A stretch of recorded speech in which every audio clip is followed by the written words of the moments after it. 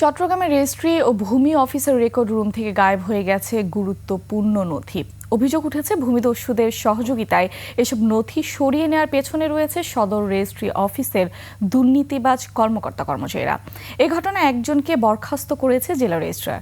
বিপ্লব মজুমদারের ক্যামেরায় চট্টগ্রাম থেকে হাসান ফেরদৌসের রিপোর্ট। ওয়ালটন এখন দেশের সীমানা পেরিয়ে পৌঁছে গিয়েছে 50টিরও বেশি দেশে। ওয়ালটন, ঘরে ঘরে বিশ্বজুড়ে। চট্টগ্রাম জেলা রেজিস্ট্রার অফিসের অধীনে রয়েছে 22টি সাব রেজিস্ট্রার অফিস। আগস্ট মাসে জমি সংক্রান্ত কাজে এই অফিসগুলো থেকে রাজস্ব আয় হয়েছে প্রায় 94 কোটি টাকা। তবে রেজিস্ট্রি অফিসের গুরুত্বপূর্ণ নথি সংরক্ষণে নেই কোনো আধুনিক ব্যবস্থা। কোনো সরকারি কর্মী না হয়েও এসব দলিল আনা নেওয়া করছেন দৈনিক মজুরি ভিত্তিতে নিয়োগকৃতরা।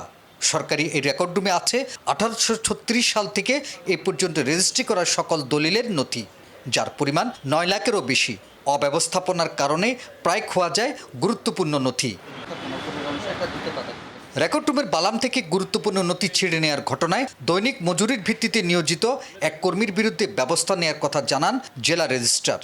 প্রাথমিকভাবেই মনে হয়েছে সে একটি অন্যায় বা অপরাধ করেছে, গুরুতর অন্যায় করেছে, যে কারণে তাকে সাময়িক বরখাস্ত করে চান্দগাঁয়ের সাব রেজিস্ট্রারকে তদন্তের নির্দেশ দিয়েছি। এই সমস্ত কাজ করার জন্য স্থায়ী কর্মচারী প্রয়োজন, যাদেরকে আইনি কাঠামোর ভিতরে ঢোকানো যায়। গুরুত্বপূর্ণ নথি গায়েবের ঘটনায় ক্ষোভ জানিয়েছেন নাগরিকরা।